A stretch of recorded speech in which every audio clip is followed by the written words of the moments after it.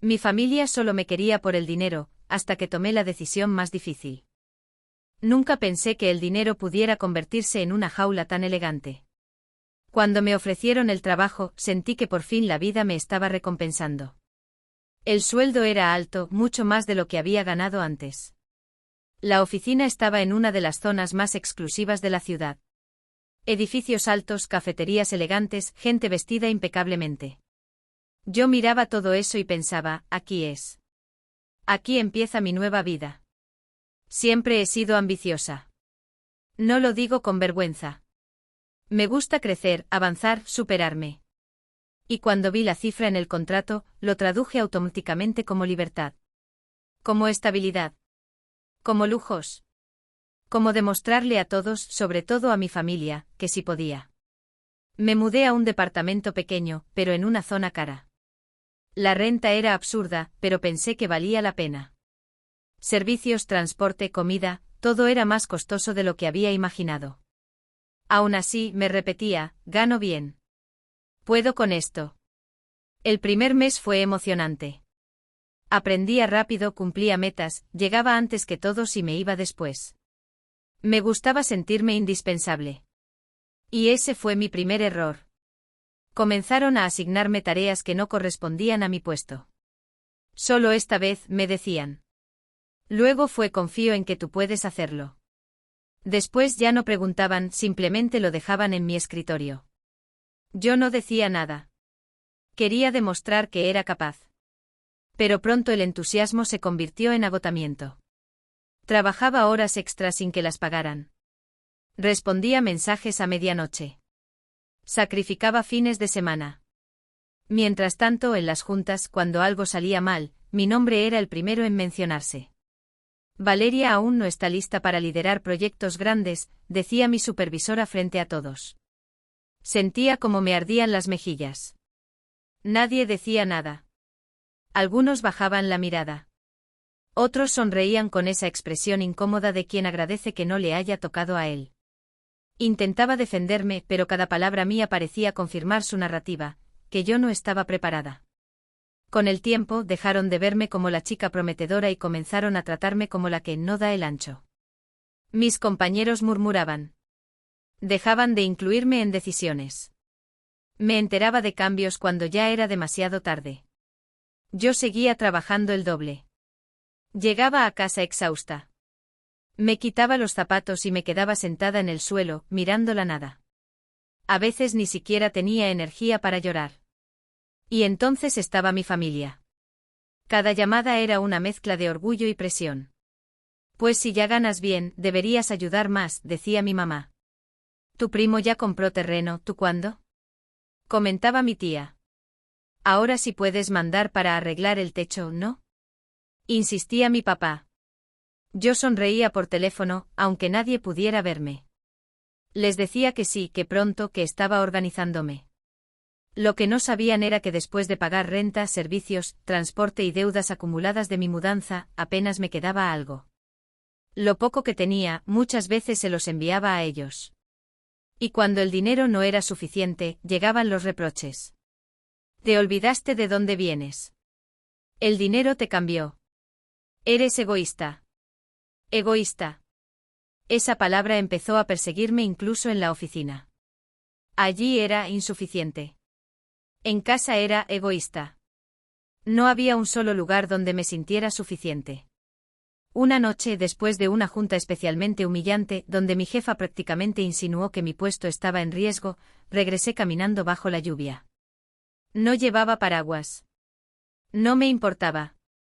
Sentía un ruido constante en la cabeza. Una mezcla de voces, la de mi jefa, la de mi madre, la mía. No eres suficiente. No estás haciendo lo suficiente. Deberías poder con esto. Todos pueden menos tú. Entré a mi departamento oscuro. No encendí las luces. Me dejé caer en la cama aún mojada. Y por primera vez lo pensé claramente. ¿Qué pasaría si simplemente dejo de existir? La idea no llegó con dramatismo. Llegó como un susurro. Como una salida silenciosa. Sin más presión. Sin más expectativas. Sin más decepciones. Me asusté de mí misma. Pero también sentí un extraño alivio al imaginar el silencio.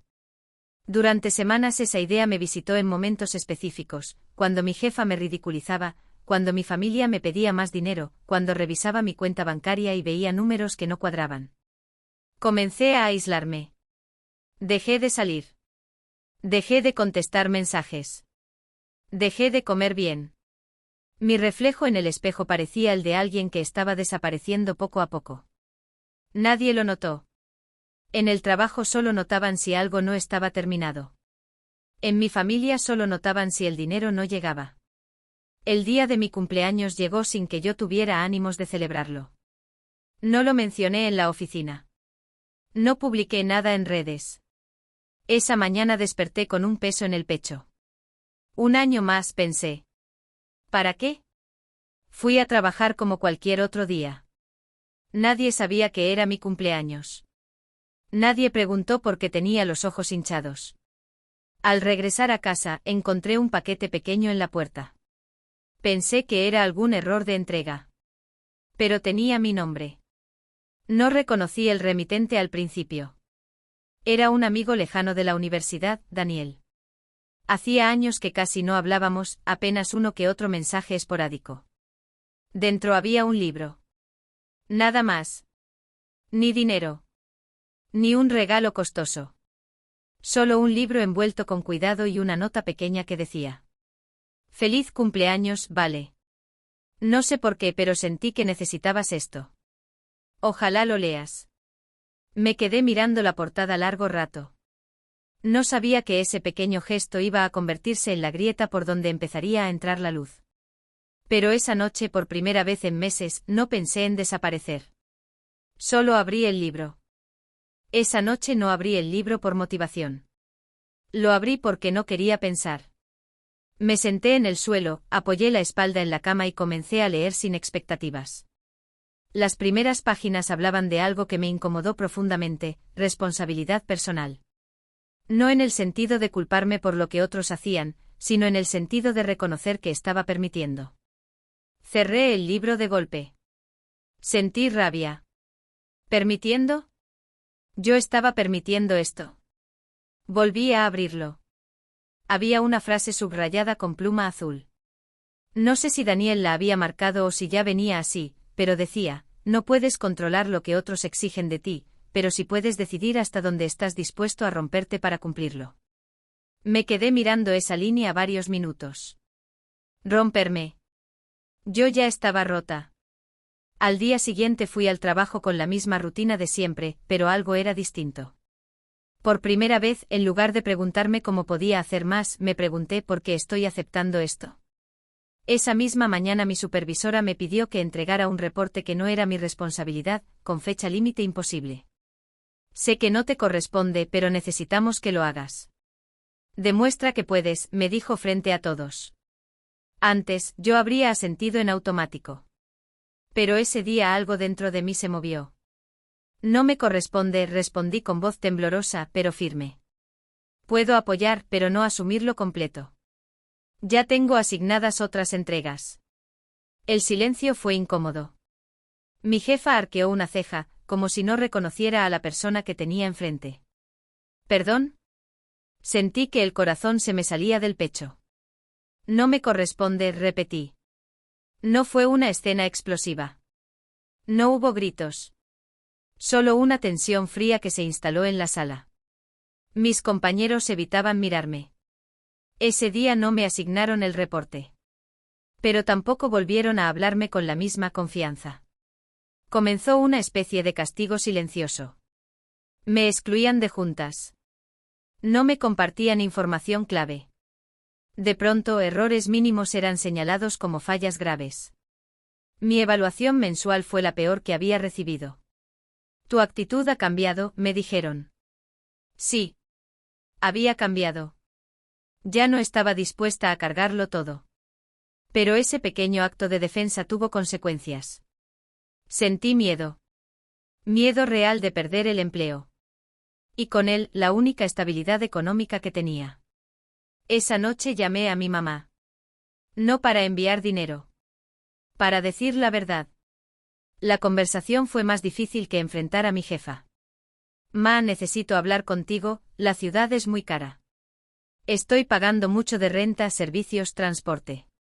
No me está sobrando como creen. Y además el trabajo, no estoy bien. Hubo un silencio. Pero ganas bien, ¿no? Respondió. Sí, pero eso no significa que esté bien. Intenté explicar. Intenté decir que me sentía agotada, humillada, presionada. Que estaba intentando sostener algo que me estaba quebrando. La respuesta fue más dura de lo que imaginé. Todos estamos cansados, Valeria. No eres la única. Aquí también hay problemas. Si no ayudas tú, entonces ¿quién? Sentí que el pecho se me cerraba. No puedo mandar dinero este mes, dije finalmente. Del otro lado solo escuché un suspiro pesado. Desde que te fuiste a esa ciudad cambiaste. Colgué temblando. Esa noche lloré como no había llorado en años. No era solo el dinero. Era la sensación de que mi valor dependía de cuánto podía dar, de cuánto podía soportar. Los días siguientes fueron extraños. En el trabajo el ambiente se volvió más hostil. Comentarios sarcásticos. Miradas de superioridad. Una vez escuché claramente cuando una compañera dijo, hay gente que no aguanta la presión. Yo seguía leyendo el libro por las noches. No como una solución mágica, sino como un recordatorio constante de que estaba permitiendo que otros definieran mi límite. Una madrugada, mientras repasaba mis gastos en una hoja, me di cuenta de algo que me dejó helada. Si perdía ese empleo, no tenía un plan B. Todo mi esfuerzo estaba concentrado en sobrevivir ahí. Y por primera vez me pregunté algo diferente. ¿Y si me voy? La idea me dio vértigo. Irme significaba empezar de cero. Tal vez ganar menos. Tal vez decepcionar aún más a mi familia. Tal vez confirmar lo que en el trabajo ya pensaban, que no podía. Pero quedarme significaba seguir desapareciendo. Pasaron semanas de lucha interna. Mandé algunos currículums en secreto. Busqué oportunidades en otras ciudades donde el costo de vida fuera más bajo. No le conté a nadie. Hasta que llegó el día que terminó de romperme. Fue en una junta general. Un proyecto importante tuvo fallas que no eran mías. Sin embargo, mi supervisora mencionó mi nombre frente a todos los directivos.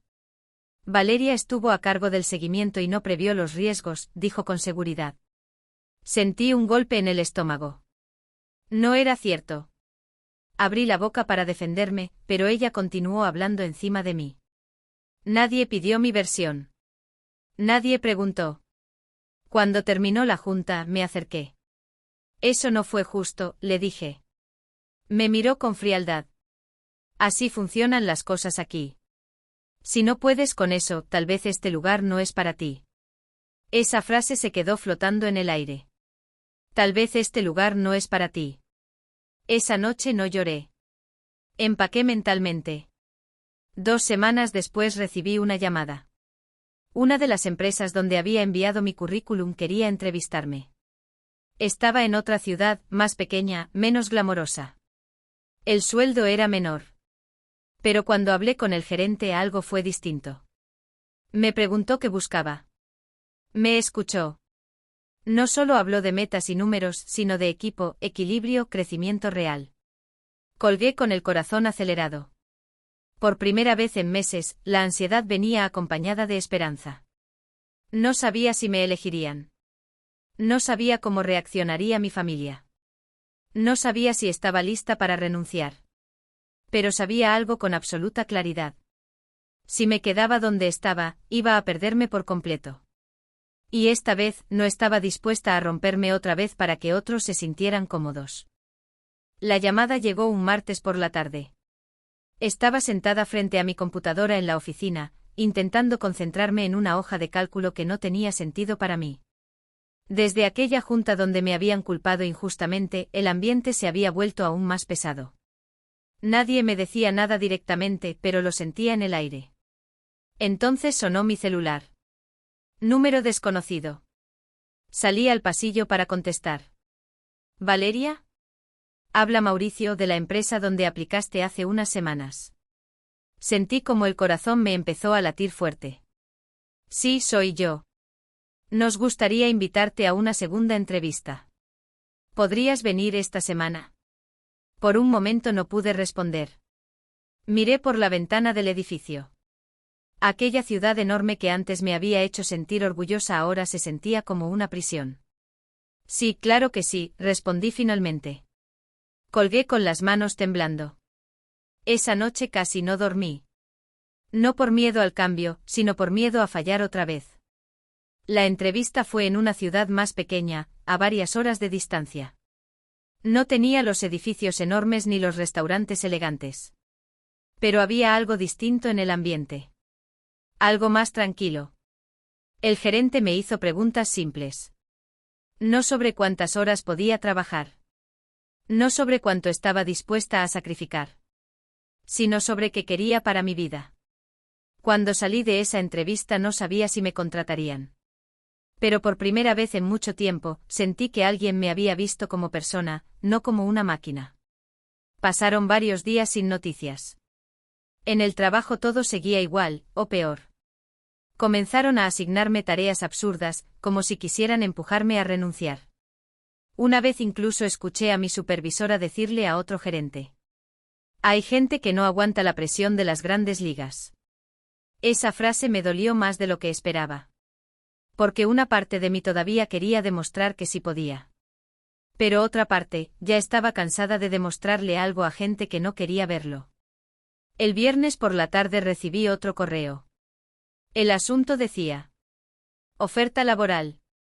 Lo abrí con el corazón en la garganta. Me ofrecían el puesto. El sueldo era menor. Mucho menor. Pero cuando vi el horario, el ambiente de trabajo que describían, las oportunidades de crecimiento, sentí algo que no había sentido en meses. Paz. Aún así, tomar la decisión no fue fácil. Llamé a mi familia. Pensé que tal vez, esta vez, entenderían. Les expliqué todo. El cambio de ciudad. El nuevo trabajo. El sueldo menor. Lo difícil que había sido para mí. Hubo silencio. Luego vino la respuesta que temía. ¿Vas a dejar un trabajo donde ganas bien, por uno donde ganas menos? Preguntó mi papá con incredulidad. Sí. No tiene sentido. Intenté explicar lo que estaba viviendo, lo que había pasado en el trabajo, cómo me estaba afectando emocionalmente. Pero para ellos todo se reducía a números. Estás siendo irresponsable, dijo mi mamá. Con ese sueldo ya no vas a poder ayudarnos. Esa frase me atravesó. No porque fuera nueva, sino porque confirmó algo que llevaba tiempo sospechando. Para ellos mi valor estaba atado a lo que podía aportar económicamente. Necesito pensar en mí también, dije con la voz temblorosa. La conversación terminó mal. Muy mal. Durante semanas apenas me hablaron. Cuando lo hacían era para reprocharme la decisión. Incluso una vez, cuando mencioné que quería visitarlos, mi mamá respondió: primero resuelve tu vida. Fue como si una puerta se cerrara. Literal y emocionalmente. Mudarse fue más difícil de lo que imaginé. La nueva ciudad era más barata, sí, pero empezar de cero nunca es fácil. Durante los primeros meses tuve que cuidar cada peso. Hubo semanas donde vivía con lo justo. A veces dudaba. A veces me preguntaba si había cometido un error. Hubo días donde envié currículums a otros lugares porque las oportunidades parecían tardar demasiado en llegar. Pero también comenzaron a pasar cosas pequeñas que cambiaron mi perspectiva. Mi nuevo jefe me pedía opinión en proyectos. Mis compañeros me incluían en decisiones. Si algo salía mal, lo resolvíamos juntos en lugar de buscar a quién culpar. Al principio me parecía extraño. Incluso sospechoso. Como si estuviera esperando el momento en que todo volviera a romperse. Pero ese momento no llegó. Un día, después de varios meses, me di cuenta de algo curioso. Había pasado una semana completa sin sentir ese nudo constante en el estómago. Había pasado días sin llorar al llegar a casa. Había pasado noches durmiendo en paz. No ganaba tanto como antes. Pero vivía mejor. Mucho mejor. Mi familia tardó más tiempo en entender. Durante meses hablaron mal de mí con otros familiares. Decían que me había vuelto egoísta. Que ya no quería ayudar. Eso me dolía. Porque no era verdad. Cuando podía, les enviaba dinero. No era mucho, pero era lo que estaba dentro de mis posibilidades. Poco a poco la comunicación empezó a mejorar. No completamente. No perfecto. Pero suficiente para reconstruir algo. Y yo también cambié. Aprendí que salir de un lugar que te destruye no es fracaso. Es valentía. Aprendí que el miedo a empezar de nuevo muchas veces es peor que empezar de nuevo. Aprendí que el dinero es importante, sí, pero no vale la pena si tienes que perderte a ti mismo para ganarlo. A veces todavía pienso en aquella noche de mi cumpleaños, cuando abrí ese libro sentada en el suelo de mi departamento. Si Daniel no me hubiera enviado ese regalo, si no hubiera leído esas páginas, tal vez nunca habría cuestionado todo lo que estaba viviendo. Tal vez habría seguido allí, rompiéndome poco a poco. Hoy mi vida no es perfecta. Todavía hay días difíciles. Todavía hay metas que no he alcanzado. Pero ahora sé algo que antes no entendía. La vida no se trata de demostrarle a todos que puedes con todo. Se trata de encontrar un lugar donde puedas ser tú, sin tener que destruirte en el intento. Y si alguien que está leyendo esto se siente atrapado en un trabajo que lo hace sentir pequeño, en una situación donde parece que no hay salida. Quiero que sepas algo. El miedo va a estar ahí. Las dudas también. Habrá puertas que se cierren. Habrá gente que no entienda tus decisiones. Pero salir adelante sí es posible. No ocurre de la noche a la mañana. No es fácil. Pero cuando finalmente empiezas a reconstruirte, paso a paso, te das cuenta de algo muy simple. A veces, la mejor decisión que puedes tomar en la vida, es elegirte a ti mismo.